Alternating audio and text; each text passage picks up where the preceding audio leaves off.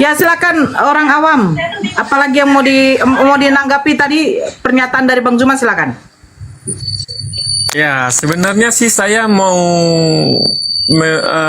dengan kata-kata Bang Zuma tadi, yang saya bilang tadi kan, kalaulah benar itu sesat yang Yesus yang kami Kristen, Yang sesat bukan Yesus, orang awam. Kau salah dengar terus dari tadi. ya, Yesus itu bukan sesat dikatakan. Yang menuhankan Yesusnya yang sesat pemahaman, salah Ya. pengajaran. berarti kan sesat kan itu. Saya Yang menuhankannya yang sesat, bukan kau kalaulah benar Yesus itu sesat, kami tetap masuk surga. kau nggak nyambung, kau kok sesat boleh pakai kalau lah benar Yesus itu Tuhan katanya tadi. Ya, Kau nggak oke. disimak kata-katanya. Kalau benar Yesus itu, benar. Kalau memang Yesus itu Tuhan, berarti kami tetap masuk surga. Kalaulah dia bukan Tuhan, berarti kan bukan Tuhan itu kan dalam artian kan sesat. Itu yang saya pertanyakan tadi. Jangan kau artikan sendiri yang dikatakan orang itu sesuai kau sampaikan. Kalau beda maknanya, dia katakan Tuhan sama orang sesat itu beda loh. Jangan kau samakan. Kau yang membuat salahnya, bukan Bang Zuma yang berkata-kata salah. Kau yang salah tangkap. Terserahlah. Kalau itu dari tadi kau selalu gitu, kau tidak mau mendengarkan kata-kata itu dengan benar. Gunakanlah kaidah ilmu yang ada di dirimu. Dari poinnya itu Bang Awam. Poin sebenarnya begini ya, simple yang disampaikan Bang Zuma panjang lebar begitu, poinnya itu dapatnya apa? Yang menuhankan manusia itu adalah orang yang sesat. Itu sebenarnya. Karena Yesus tidak ingin dituhankan dan tidak pernah tercatat di dalam kitab suci Anda bahwa Yesus minta disembah dan dijadikan Tuhan. Yang menuhankan ini siapa? Orang Kristen 2000 tahun yang lalu. Itu penjelasan Bang Zuma. Saya dari tadi sambil kerja saya mendengarkan, sebenarnya dapat poinnya. Yang menuhankan manusia itu adalah orang yang sesat. Karena 2000 tahun yang lalu sampai sekarang yang menuhankan manusia hanyalah umat Kristen. Apakah orang Yahudi menuhankan? Tidak. Apakah umat Muslim menuhankan? Tidak. Tapi kenapa hanya orang Kristen yang menuhankan? Bahkan yang menuhankan orang Kristen ini, yang menuhankan Yesus ini, bukanlah Yesus yang meminta, tetapi siapa? Kerjaan Paulus dan gerombolannya. Begitu. Sebenarnya simpel. Kan mengatakan Yesus itu adalah Tuhan. Berarti kamu menentang isi kitab suci kamu sendiri. Yesus tidak minta dituhankan, kenapa kalian menuhankan? Gitu maksudnya ya. Silakan. Nah, jadi saya tanggapi yang tadi Mbak ya. Jadi kalaulah memang benar itu Tuhan yang dihinakan, kan itu pertanyaan saya tadi. Tetaplah umat Muslim masuk surga. Apa pertanyaan saya tadi ya? Ya, gimana? Kalau seandainya itu yang di Nabi Isa itu benar Yesus Tuhan, saya bilang kan, bagaimanakah dengan pengikut Bang Zuma? Kan begitu saya tanya tadi. Nah, dan Bang Zuma pun salah benarnya tetap pengikutnya masuk surga. Bagaimana bisa? Oh begitu. Jadi begini awam, yang menghinakan Yesus itu bukan umat di luar dari umat Kristen. Kan sudah ditunjukkan datanya di Galatia 3:13, terkutuklah yang digantung di pohon. Siapa yang mengutuk itu? Ya, itu pendiri penyembah Yesus. Bukankah Galatia itu yang menuliskan adalah Paulus dengan gerombolannya? Jadi siapa yang menghinakan? Seandainya Yesus itu memang Tuhan, apakah pantas Tuhan itu dikutuk? Kan tidak mungkin. Tetapi selalu kalian berdalih itu hanyalah kiasan, itu hanyalah ini. Tetapi kalian tetap mengakui bahwa yang digantung di kayu salib itu adalah orang yang terkutuk. Jadi siapa di sini yang menghinakan? Yang menistakan Tuhan ini siapa? Kalau kami tidak menistakan Nabi kami. Bahkan di dalam Al-Quran sudah dijelaskan sama Bang Zuma. Dalam surat An-Nisa, Allah itu mengangkat Nabi Isa, tidak sampai disalibkan. Karena apa? Hukuman salib itu adalah hukuman penghinaan, hukuman kekejian itu. Apakah pantas seorang nabi, seorang rasul, utusan Allah harus dihinakan seperti itu? Makanya umat muslim lah yang memuliakan Nabi Isa atau Yesus, bukan Kristen. Kristen mengutuk, bahkan bangga dengan kematian Yesus. Dengan tercurahnya darah Yesus di kayu salib, Ia telah menghapus dosa-dosa kita manusia.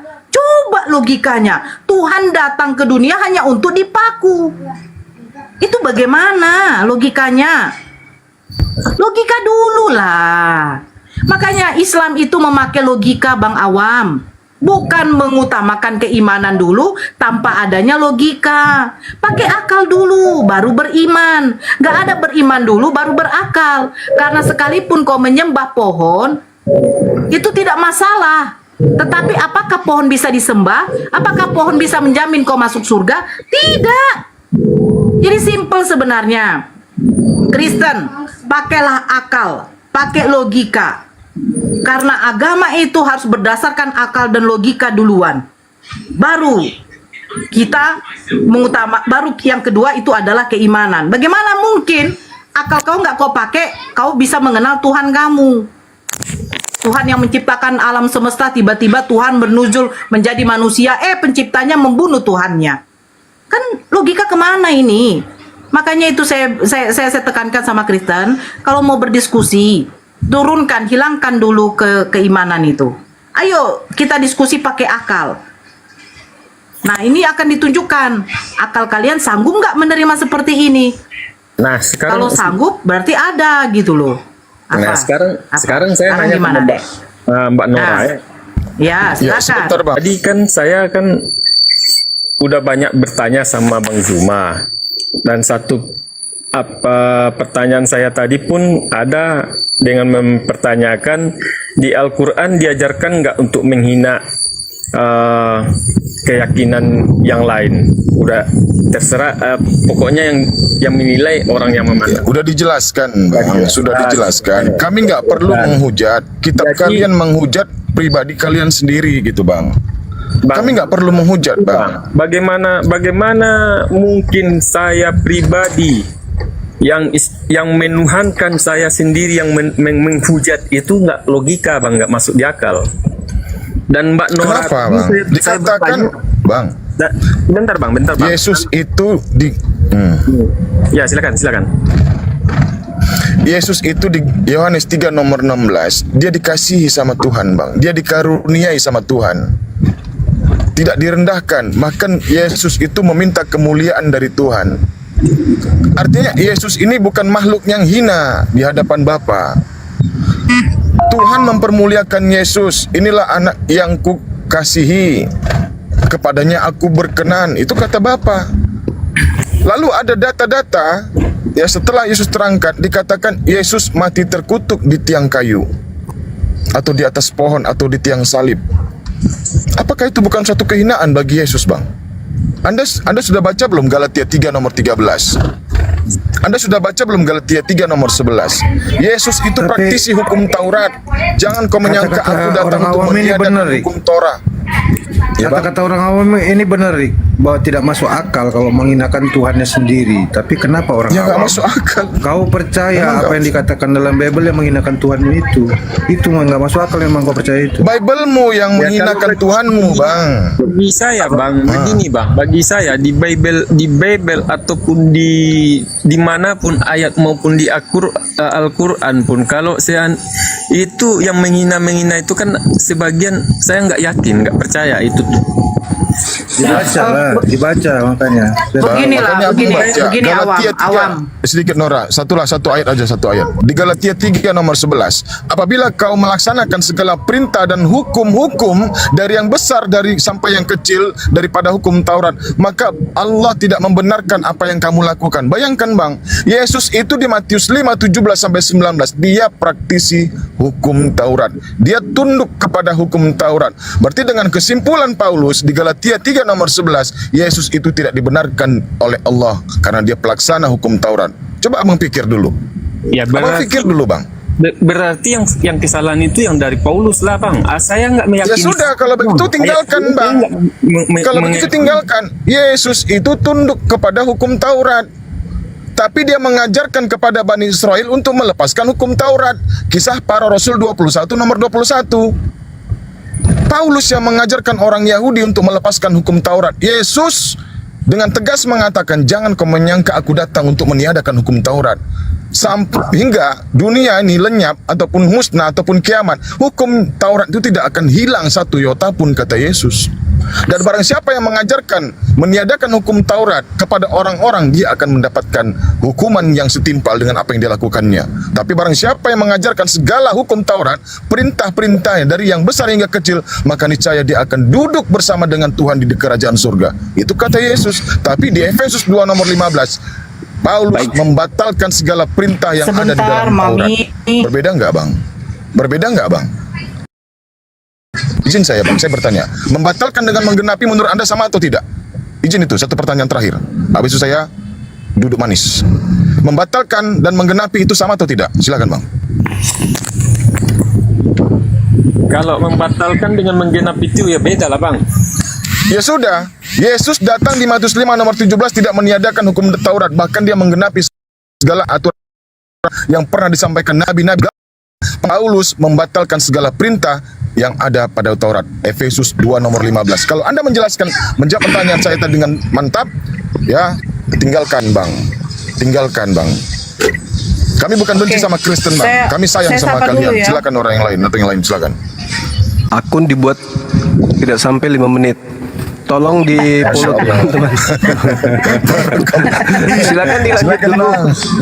Ya, silakan dilanjut dulu. Tidak, saya mau ibadah sebentar. Oke. Silakan dilanjut. Nanti saya akan muter lagi. Disuruhkan aja teman-teman untuk di follow ya. Sebentar dulu Nadia. Akhirnya Bang Zuma merasakan apa yang kita rasakan juga semua di sini ya. Aku mulai dari nol ya. Ini untung ada admin. Kalau nggak ada admin ya mungkin malam baru jumpa kita. Alhamdulillah. Masya Allah. Ya, silakan dilanjut deh, dilanjut dulu. Oke, di follow ya akun. Wih, langsung tembus. Kalau Bang Zuma nggak heran saya. Langsung Bukan tembus. Keren, bunga-bunga keren. dulu, bukan bunga-bunga, di follow Ya, dulu, tadi di follow Bang dulu. Awam sudah jujur Bang. Bang tadi sudah jujur. Dia mengatakan bahwasannya menggenapi sama membatalkan itu adalah narasi yang berbeda, arti makna yang berbeda. Nah, mungkin Iya, Bang Zuma insya Allah tadi- nanti sedikit lagi bisa menambahkan. Ya silakan yang Tadi dia lain sudah teman-teman menyalahkan saudara. Paulus loh Bang. Tadi dia menyalahkan Paulus Iya. juga. Apa begini awam Iya. karena Bang Zuma mau ibadah dulu, mau sholat, dikasih waktu 10 menit mungkin ya, beliau baru nanti hadir. Nah itu tadi kan udah kamu, Masya Allah sebenarnya kamu jujur bahwa Paulus itu otak dalam kebohongan dari semua yang ada di dalam umat Enggak, Kristen bukan sebenarnya. begitu, Mbak. Bukan begitu, Enggak, Mbak. memang iya, saya mengiyakan karena apa? Hanya tulisan Paulus yang berani menghinakan Yesus kalian. Loh di Galatia banyak surat-surat Paulus menghinakan. Gak usah bela orang yang tidak jelas asal usulnya loh, Dek. Mami, kau di mute dulu. Kalau nggak di mute saya turunkan kau. Yang saya Kamu- katakan itu yang dari ajaran Paulus, yang isi dari Alkitab yang salah itu bukan apa Hah? Mbak. Bukan apa? Itu saya nggak percaya dengan isi itu. Loh, Itu kamu bahkan tidak tahu, kesaksiannya- gitu kan? Bahkan kesaksiannya Paulus sendiri loh, awam, itu tidak ada yang benar. Kamu baca deh di Kisah Para Rasul 7, Kisah Para Rasul 9, Kisah Para Rasul 26 atau 23 atau 26 tuh. Itu bertolak belakang, bertentangan kesaksian dia pada waktu dia perjalanan ke Damsyik. Bertentangan, bertolak belakang. belakang. Yang satu mengatakan ini, yang itu mengatakan itu, yang ini mengatakan ini. Bisa pula satu orang bersaksi dengan kejadian dan waktu yang sama, tetapi berbeda cerita. Gitu loh. Sekarang begini deh. Di dalam Yohanes 1 nomor 29, ketika Yesus dikatakan anak domba. Di dalam Wahyu 5 nomor 6, Yesus dikatakan juga anak domba. Bukankah domba itu binatang?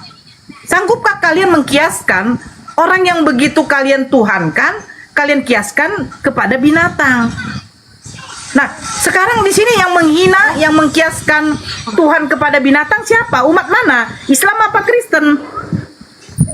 Coba itu dulu dijawab. Islam apa Kristen? Yang mengkiaskan Yesus kepada binatang. Inilah anak domba Allah, seperti anak domba. Kalau kiasan itu, kalau saya kalau masalah itu, Mbak, sama dengan Nabi Muhammad. Kami tidak pernah mengkiaskan nabi-nabi kami, rasul kami itu kepada binatang awam. Jangan kamu begini. Kenapa? Enggak gini, Mbak. Dengar dulu, Mbak. Muhammad menyayangi, istilahnya kesayangannya kucing, kan seperti itu. Nah, Yesus pun seperti itu, dikatakan anak domba karena simbol dia itu binatang. Simbol Bukan dia binatang. Jadi anak domba itu apa? Domba itu bukan binatang. Mbak nggak bisa menarasikan. Oh, karena dia lahir di kandang domba, karena dia dibilang anak domba, dia anak binatang. Mana bisa? Loh, sekarang begini, orang awam dengarkan dulu saya, Dek. Kamu baca Yohanes 1 nomor 29. Di situ mereka melihat mengatakan Yesus itu anak domba Theos. Dia itu Makanya terlahir di kandang domba, Pak, bukan anak domba. Di mana dia terlahir di kandang domba itu dikatakan dia sudah berada di dalam palungan, bukan berarti dia di kandang domba. Kalian ini kenapa selalu memutuskan sesuatu ketika membaca, kalian menafsirkannya seenak mungkin. Di situ dikatakan di Yesus sudah didapati di dalam palungan, bukan berarti dia di kandang domba. Saya heran nengok Kristen ini, kok bangga ada Tuhannya lahir di dalam kandang hewan? Mbak, semua itu simbol, Mbak. Simbol apa? Kenapa kalian menyimbolkan Tuhan kalian kepada binatang? Mbak nggak tahu simbol. Bagaimana mungkin juga kalau umpamanya. Apakah orang tuamu mau disimbolkan kepada binatang? Tapi saya bilang itu beda, Mbak. Sekarang begini awam, makanya kita nggak usah terlalu panjang lebar. Dari tadi sudah dijelaskan sama guru kami, Bang Zuma. Dengarkan saya baik-baik, ya. Dengarkan saya baik-baik. Kristen memang betul tidak pernah menggunakan akal, tidak pernah sama sekali. Ini buktinya. Ketika ada Tuhan, manusia yang kalian tuhankan, berarti kan mulia ini. Nabi Rasul aja kami muliakan. Tidak sanggup kami mengkiaskannya kepada binatang. Tapi umat Kristen sanggup, dan kalian dengan bangganya mengatakan itu adalah simbol, itu adalah kiasan kepada binatang. Cobalah pakai akalmu, awam. Seandainya orang tuamu disamakan dengan binatang, saya yakin kamu akan tinju muncung orang itu. Apalagi orang yang mulia, yang diutus oleh Allah. Yesus, Nabi Isa, Nabi Muhammad, Nabi Musa, Nabi Nuh. Itu orang-orang, atau itu adalah hamba-hamba yang dipilih oleh Allah, yang sangat mulia, diutus untuk menyampaikan firman-Nya, perintahnya, larangannya. Kenapa jadi dihinakan? Begitu loh orang awam. Jadi sebenarnya begini, kalau kamu tetap ngotot dengan apa, berarti gini aja deh, kamu tolong fungsikan akal sehatmu dulu, adikku sayang, ya. Karena Yesus juga mengatakan, kasihilah Tuhan Allahmu dengan segenap hatimu, dengan segenap jiwamu, dan dengan akal budimu. Akalmu harus kau pakai, dek. Baru setelah akalmu berfungsi, baru kau bisa mengenal Tuhanmu siapa. Ya, tidak mungkin Tuhan bernuzul sebagai manusia, berteofani sebagai manusia. yang ujuk-ujungnya hanya datang untuk menyelamatkan dosa manusia, ini pakai akal logika. Sementara Tuhan yang kita tahu itu adalah Tuhan yang memberi maafnya, menerima tobat hambanya. Seperti itu, Dek. Jadi poinnya sudah selesai sebenarnya. Lanjut dulu yang lain.